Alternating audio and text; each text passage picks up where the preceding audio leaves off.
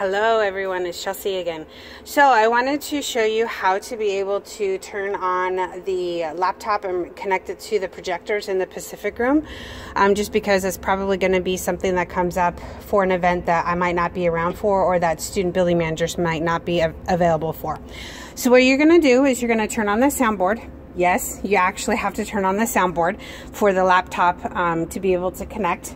And so you're going to use this button down here and turn it on. It's going to go through a series of startup, which will be important for you to let it go through. So you're going to need to let it warm up 2, 3, 4 minutes. So this is kind of a process.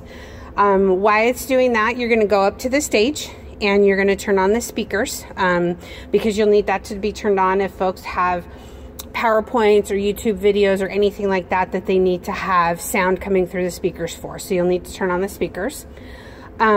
Usually what I do is I'll turn on the soundboard, I'll head up to the stage, I'll turn on the speakers, and then I'll turn on the laptop to get it up and going, just because then that will help, you know, sort of kill that time that I need before I come back and start messing with anything else. So what I'm going to do is I'm going to go ahead and start up the laptop, and then I'll be back to show you the rest. Okay, so when the laptop is going, this has its own little AV cart for the Pacific Room. This is what it looks like. So on the cart, you will have the mouse, you'll have the laptop, you'll have a clicker for a PowerPoint, and then you're also going to have an HDMI cord that will be underneath that needs to be plugged in, and of course your hardwire internet cord.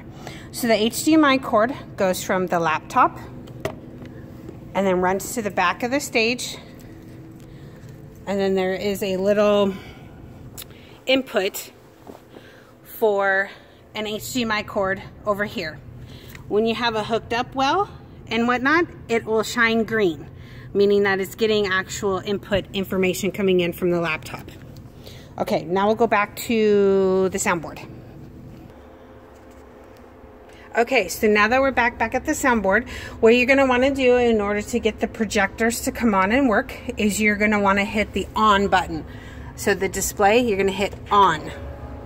And what that's going to do is that's going to lower the screens and start up the projection units.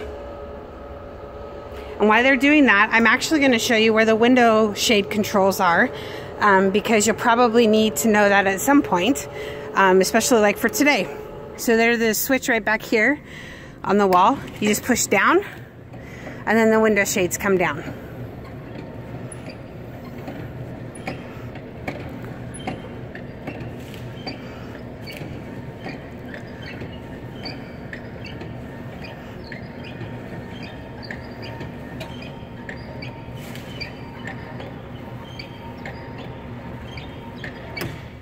And usually with this one, I'll leave them all the way down so that the image from the projector is great.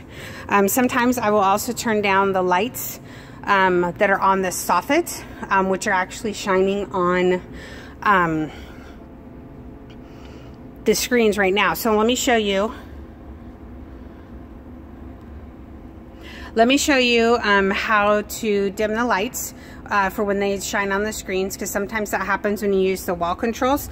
You're going to want to slide this one that says near stage, slide it down, and then you'll see that the lights went off, because you'll be able to see the difference.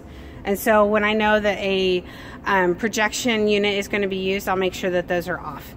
So as you can see, the laptop is connecting to the projectors, which is fantastic.